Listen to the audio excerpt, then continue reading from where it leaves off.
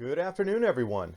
CBS New York, record low temperatures, New York City, but they forgot to tell you what the temperatures were in the whole article that was 3 pages long. Ice Age now picked it up, beating the old record 1914 and 1933 in those 2 days. Also, Boston record low breaking the 1901 mark. Almost summer snows, New South Wales, Australia, Perisher area. Thanksgiving looking cooler than normal across the northeast U.S. and Alaska. And fertilizer for free, basalt rock dust to increase your crop yields. And while you're watching the video, please remember to subscribe to Adapt 2030 and click that bell so you can get the latest updates.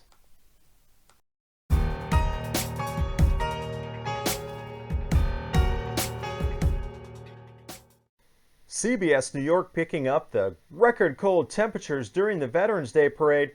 The article's 3 pages long, yet they forget to even tell you what the temperatures are. That was a purposeful deletion of the information.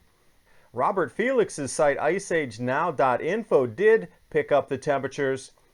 2 days of record cold. First day beat the 1914 record. Second day beat the 1933 record. Also in that same region, Boston, breaking the 1901 mark. As you can see, 5 degrees Fahrenheit cooler. Taking a look at Boston, even in the evening got a little bit cooler at 20 degrees Fahrenheit. Boston.com, previous record November 11th was 24. New record 20. Then on Saturday, the very next day, record low temperature 24 Fahrenheit for the 10th, which was 1 degree cooler than 2004. But these records stretch back into the 1880s. Look at the temperature gradient map during those same days. Cold front pushing all the way down into Georgia, Alabama. Now for those of you in the United States for Thanksgiving, this takes us out to the 23rd. Cooler than normal temperatures in the Northeast, split right down the center of the country. Going to be warmer out west. Now trying to grow crops, this is the inversion that the grand solar minimum brings on. It's warmer than normal and sometimes cooler in others, and right where these air masses are colliding, you're getting wind and hail events that are damaging whatever would be in the fields. Here's a perfect example down in Australia. Storm front comes rolling through, color of the skies. And then it brought snow.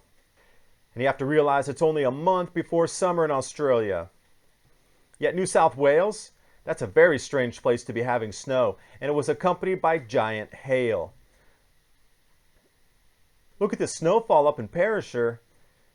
White out for you here. And the entire vicinity was blanketed with snow. Some glimpses from the Snowy River Hotel. And then I found an article from the previous week back on November 3rd from the Great Lake Hotel, also snowfall. Interesting how it's snowing in Australia just a couple weeks before summer. Cloud formations as this front rolled through. They call it massive hail. This was the average size hail, about half the size of an apple, but keep this in mind as we roll through the next photos here. That hail on the ground is all the same size as I just showed you in that previous image. And we saw the same thing in Argentina, hail starting to pile up feet deep. Apparently this was the beginning of the storm, and it was more like an ice fall coming off this person's gutter and roof. I linked everything below. If you want to go check out the videos of this, you certainly can. Hail nets doing their job, as I did the last video talking about protecting crops. It's going to cost more money. But one of the solutions, fertilizer for free. Talking about using basalt rock dust due to the chemical composition and the micronutrients that the soil can break down and the plants can uptake easily. They've had incredible results, doubling and tripling yields, stronger plants, less pesticides needed because the plants are stronger in their immune systems as well.